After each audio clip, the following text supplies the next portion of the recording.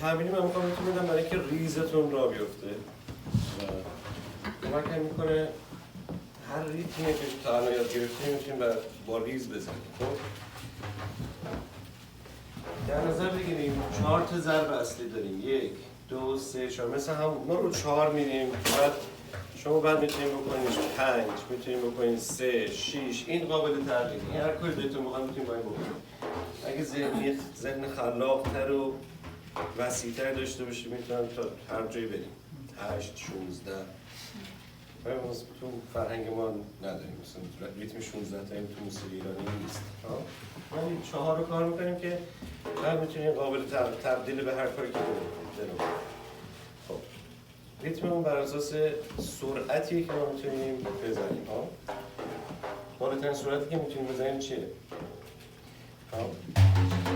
تو خودتون میتونید تمرین کنید ببینید تا چه سرعتی میتونید راست شباشا رو بزنید.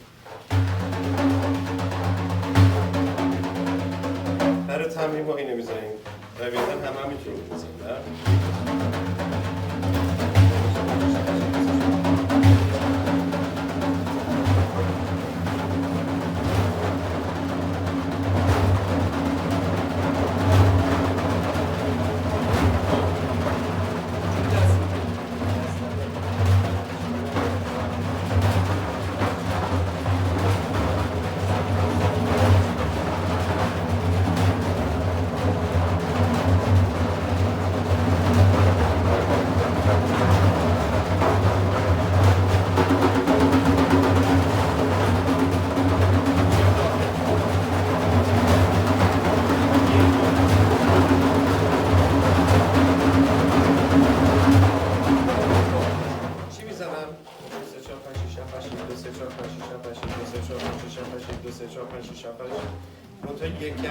یکر رو من روی اولی میزنم و روی سومی نه بزنم اونجا، درسته؟ 1 2 3 4 5 6 7 8 9 10 11 12 13 14 15 16 17 18 19 20 سرم حذف کنید. 1 2 3 4 5 6 7 8 9 10 11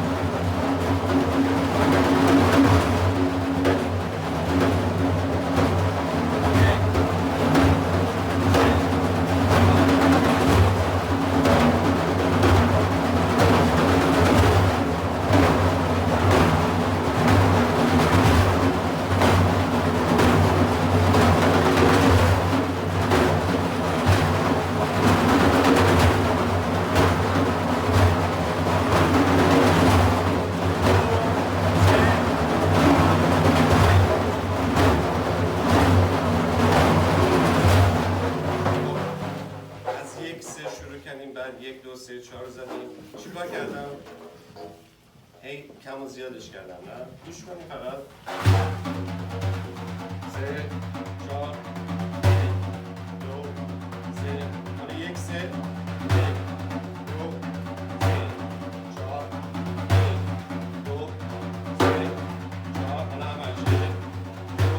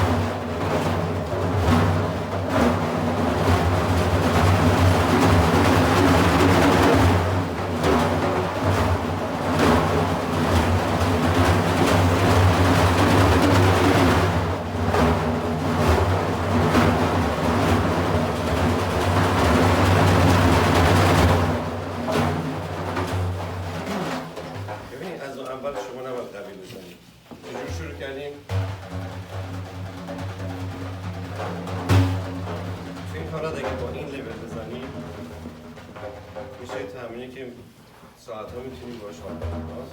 حالا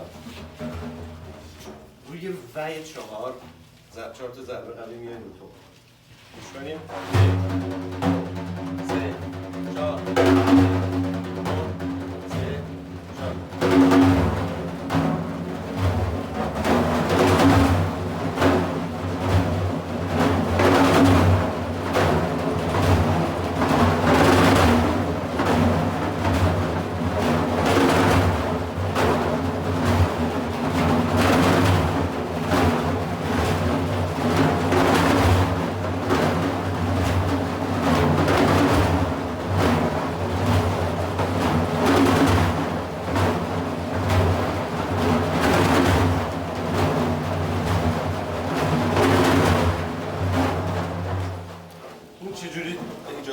میاریمش روی 1 رو 3 دگه دگه دگه دگه دگه دگه دگه دگه بریم.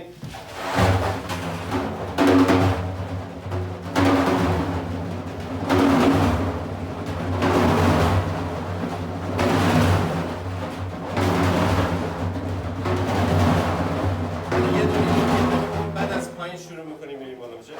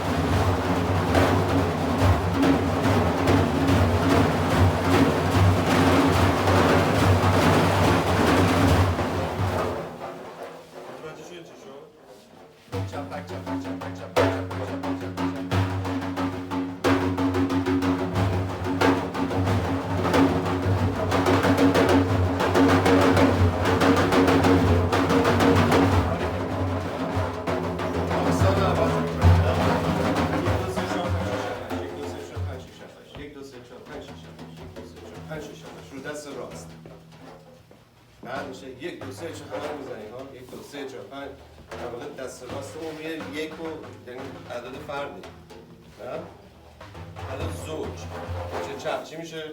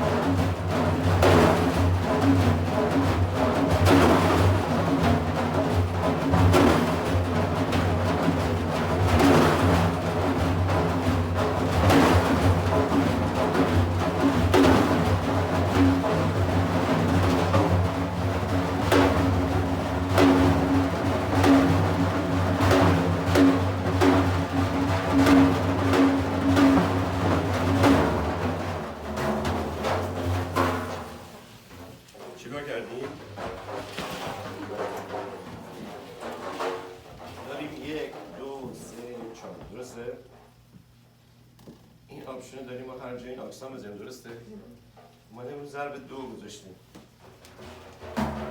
منتها این ضرب 2 روی 4 اگه اینجوری حسابش کنیم 1 4 تا 2 تا 4 تا. من خیلی دوست دارم ببینم این تا رو.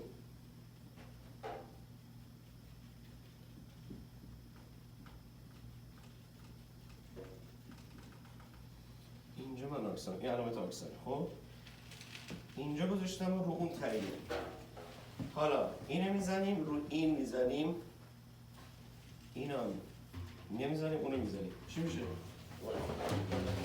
میشه چی؟ بشماریم 1 2 3 4 1 2 3 4 ساله 3 4 1 2 3 4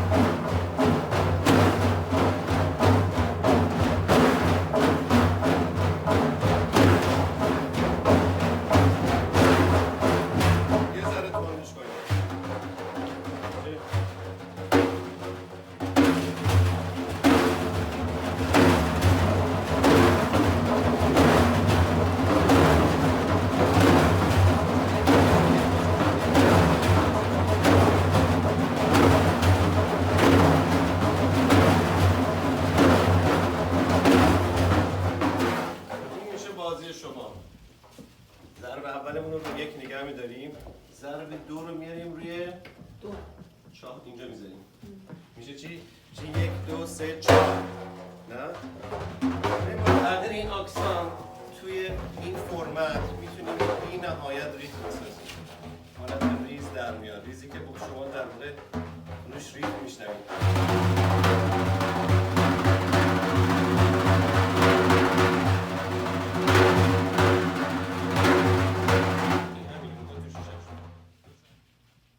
رو 4 چی میشه؟ 2 3 4 1 2 3 4 1 2 3 4 1 2 3 4 1 2 3 4 1 2 3 4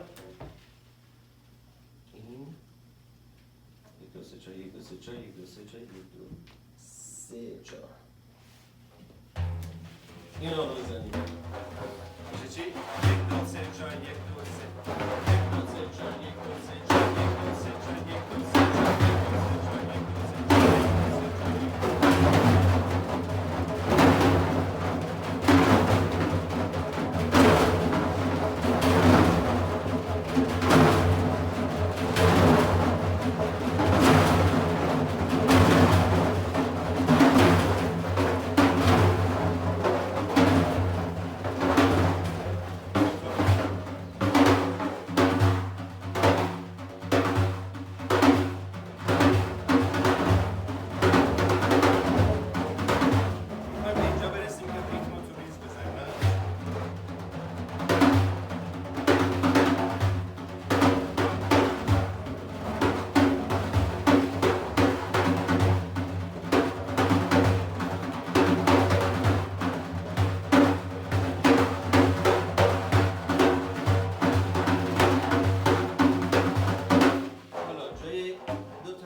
چارت میذاریم میشه چی؟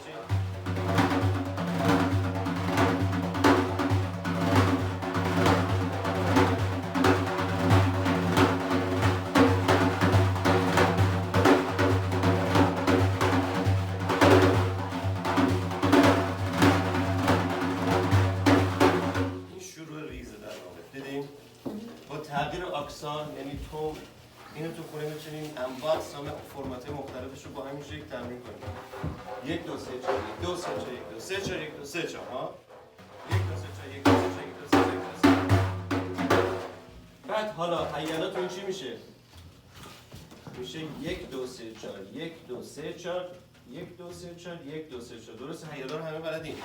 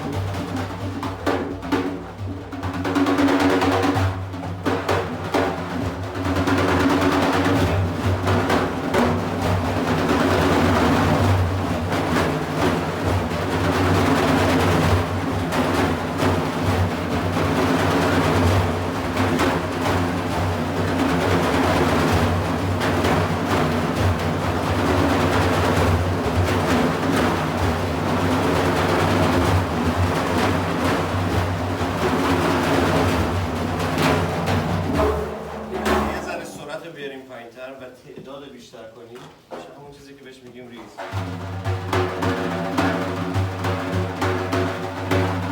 اگه 8 رو بزنیم نه؟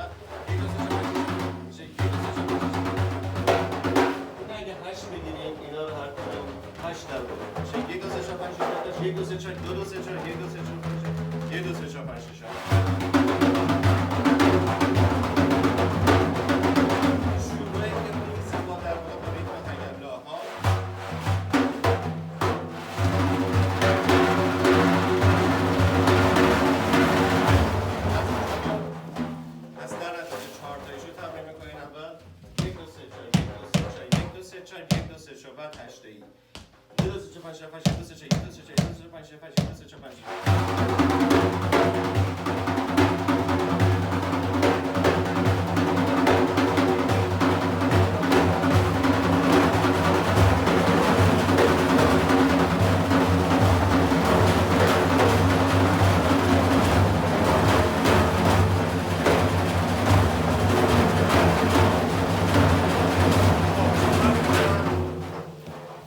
صدایمو میارم فقط آکسنا رو میدم چون میخوام طولانی ریزو بزنم نه و بعد چند تا حالت هیلا رو مبرم ها توم توم چپ بک بک توم توم چپ بک توم چپ بک بک توم توم چپ بک چپ توم چپ بک چپ بک مثلا ها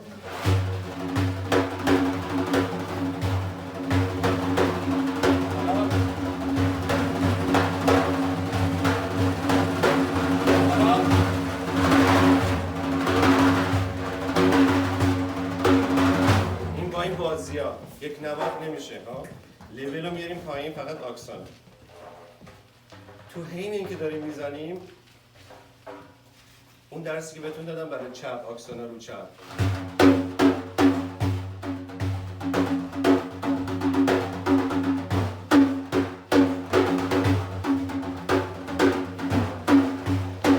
اینو میخوام امروز یادتون بدم که بعد از هیالا میتونیم بزنیم میشه 1 2 3 4 5 6 1 2 3 4 5 6 6 4 میشه چند؟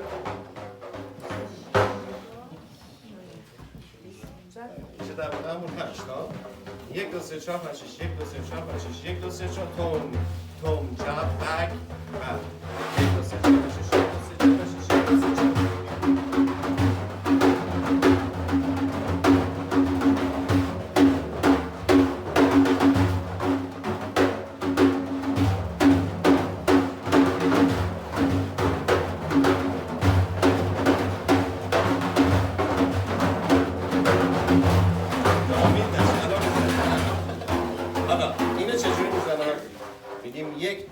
4 5 6 در واقع میشه چی؟ توی فرمت میشه چی؟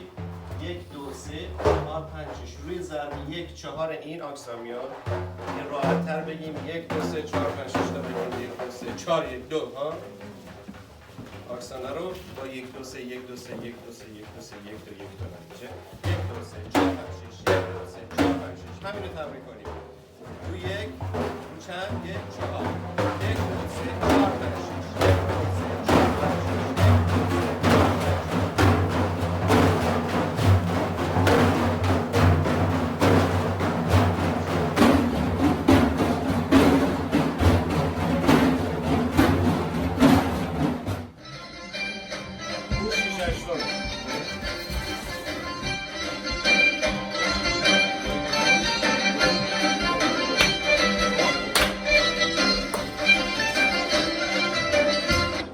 اولین بار این قطعه رو میشنوه؟ شما؟ مهمترین بخش اجرای یک موسیقی اینه که آشنا بشیم با اون جنس موسیقی، با اون ملودی، با هر چیزی، با جایی که استاپ میکنم، با روند ملودی. تو موسیقی فولک معمولا تکرار یه ملودیه، نهایتاً 2 تا جمله اضافه کم میشه. ولی چند بود؟ گفتم 6 8 دیدم باید اول خودتون رو با این فکر کنم برقصین چجوریه؟ همون حسه است. دفعه رو همین که نزدیم این جنس ریز چی بود؟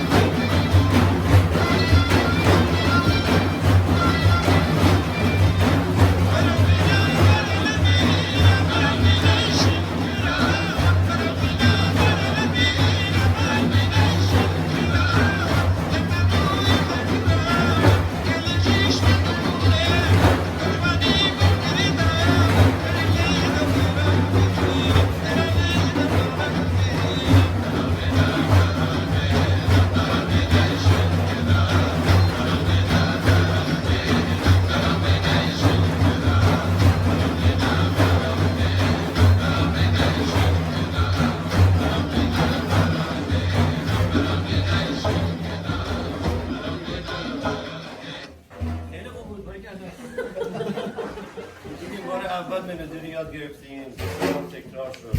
دیگه خودتون باید من گوش دادم. اینجوری میشه تمرین. حالا فکر کنید اینو ضبطشو بزنید. هم ملودیش یاد میگیرین. فقط یه موضوعی. زمانی که این داره پخش میشه دفع اینقدر صدای زیاده خیلی وقتا نمیتونیم بشنویم. این قضیه برای ما هم رسش پیش میاد. منتها باید اینقدر دقیق باشه رو مترونوم، یعنی بدونیم کجاییم. ولی در صورت برای این میوزیشن‌ها ما میشیم در واقع قلب گروه. ممکنه کم و زیاد بشه این صورت ها. ما رو فالو میکنن، ولی زمانی که با یه چیز ضبط شده ما مواجه میشیم باید بدونیم بتونیم حفظ کنیم مترونوم. خب این خیلی مهمه. همون که پیش اومد یه موقع میشه صدای نمیشنویم، یه جا دیدین خواننده ذره عقب جلو شد، ولی بار اول من سعی کردم که ریتم رو نگه دارم. اینا رو باید باهاش دیل کنیم دیگه. مترونوم رو نگه داریم تو ذهنتون، سعی کنیم ملودی رو حفظ کنیم بتونیم باهاش بزنیم. بیشتر راحتی نبود ولی چند بار، یعنی اینو من جا به جا میفرستم که براتون بفرستم. شاید بگم 3-4 ساعت فقط موسیقی چیز کردیه. بعدیش هم میزنیم 2/4 خیلی تنده. ببینیم چی میشه. یه تیکش رو گوش کنیم اگه میتونیم بزنیم بزنیم.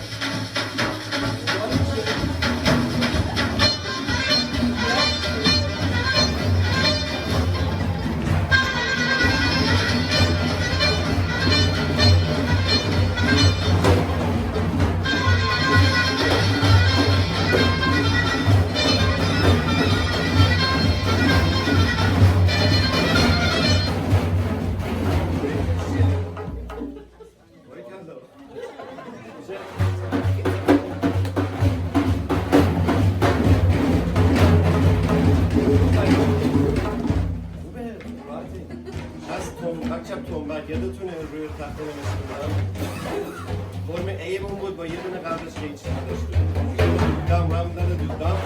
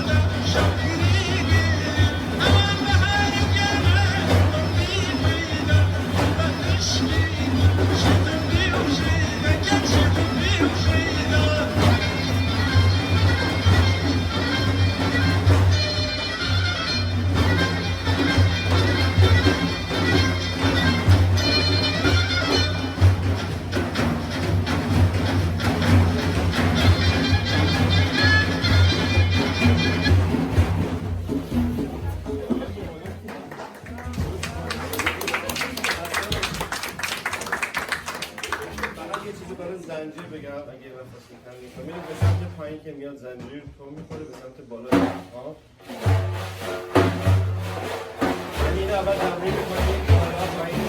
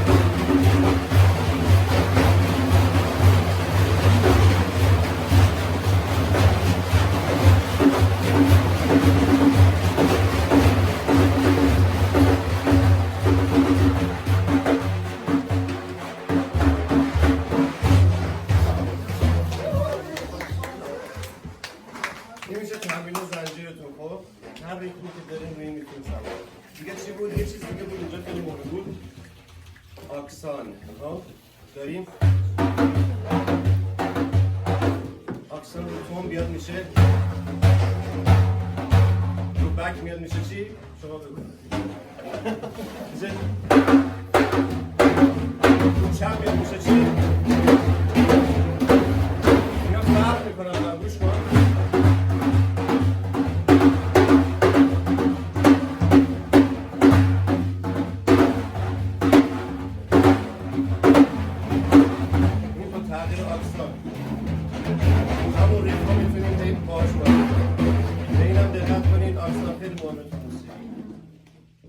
سوالی چیزی نداری؟